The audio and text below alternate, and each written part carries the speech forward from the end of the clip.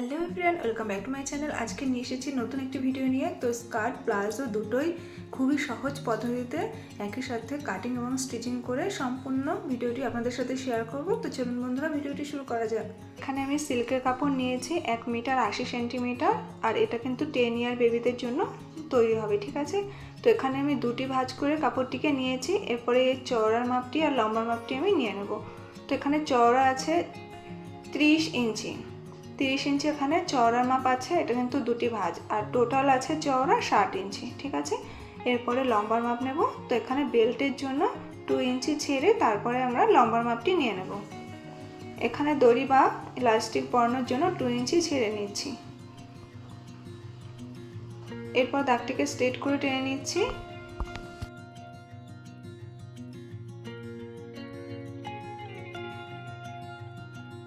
পরে দাগের পর থেকে আমরা লম্বার মাপটি নিয়ে নেব। তো লম্বা আছে এখানে আমার 33 ইঞ্চি, আরও 1 ইঞ্চি এক্সট্রা নিয়ে নেব নিচে ফোল্ড করে সেলাই দেওয়ার জন্য। তাহলে টোটাল নিয়েছে এখানে 34 ইঞ্চি। এরপরে এই দাগটিকেও স্ট্রেট করে টেনে নেব। এখানে আর কোনো মাপ নিতে হবে না। এরপরে কাটিং করে নেব।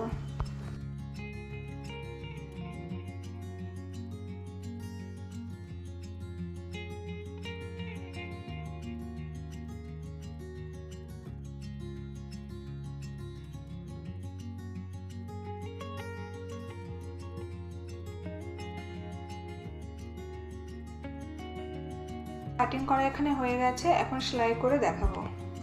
এখানে নিচের থেকে যে 1 ইঞ্চি এক্সট্রা নিয়েছিলাম সেটা এবার মুড়ে সেলাই করে নেব। তো হাফ ইঞ্চি করে 1 ইঞ্চি মুড়ে তারপরে সেলাইটি প্রথমে করে নেব।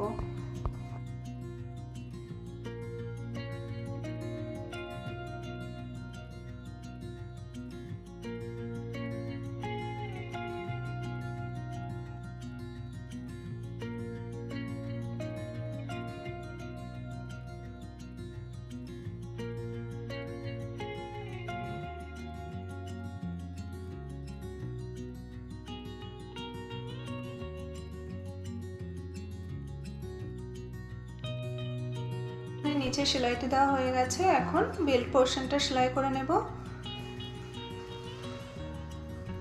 তো এখানে বেল্ট সেলাই করার জন্য আমি পুরোটাই 2 ইঞ্চি করে একটা মার্জিন প্রথমে টেনে নিয়েছি। এরপরে এলাস্টিকের চওড়া আছে আমার 1 ইঞ্চি, তো এখানে হাফ ইঞ্চি ফোল্ড করে তারপরে এভাবে সেলাইটি করে নেব।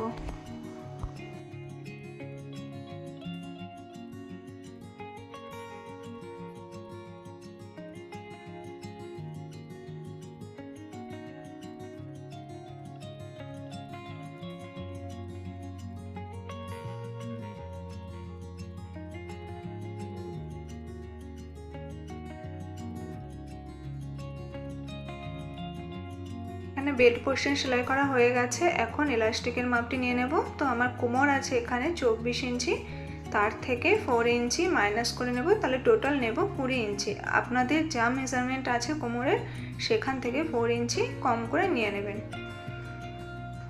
এরপর একটি সেফটি পিনের সাহায্যে আমরা এলাস্টিকটা অ্যাটাচ করে নেব।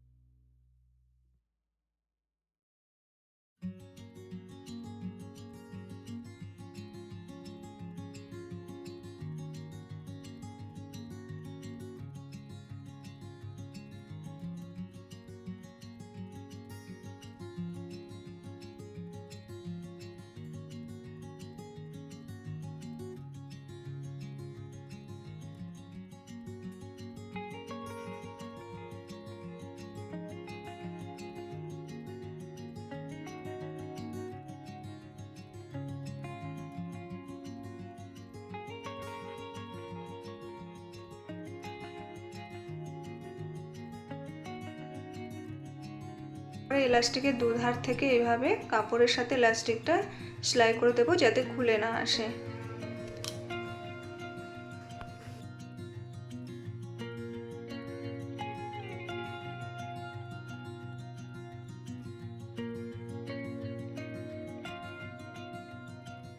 এরপরে এলাস্টিকের সাথে কুচিগুলো আমরা সুন্দর করে সেট করে নেব। তারপরে মিডিল থেকে একটি করে সেলাই দিয়ে দেব।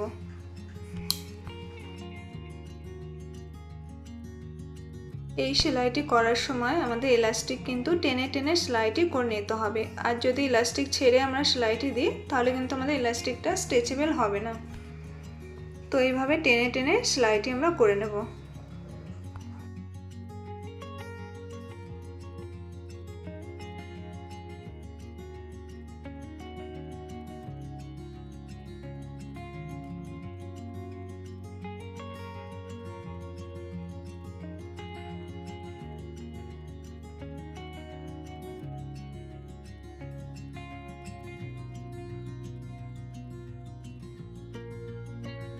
সেলাইটি দেওয়া হয়ে গেছে, তো দেখুন কত সুন্দর স্ট্রেচেবল হচ্ছে। এরপরে মিডিলটা আমরা সেলাই করে নেব।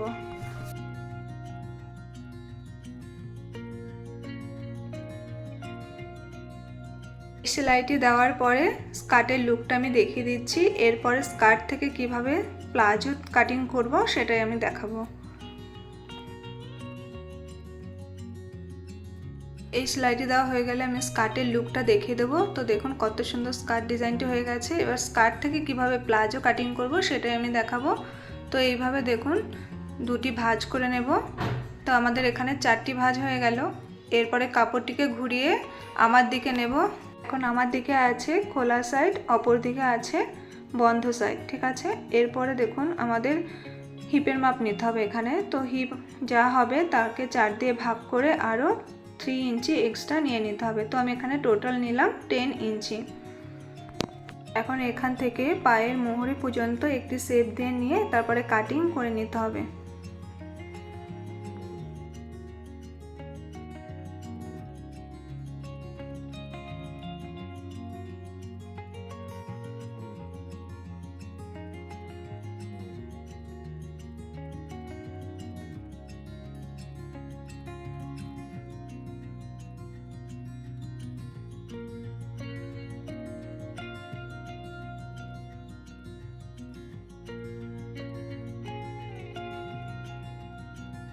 করা এখানে হয়ে গেছে। এরপরে খুলে দেখিয়ে দিচ্ছি কেমনটা হয়েছে।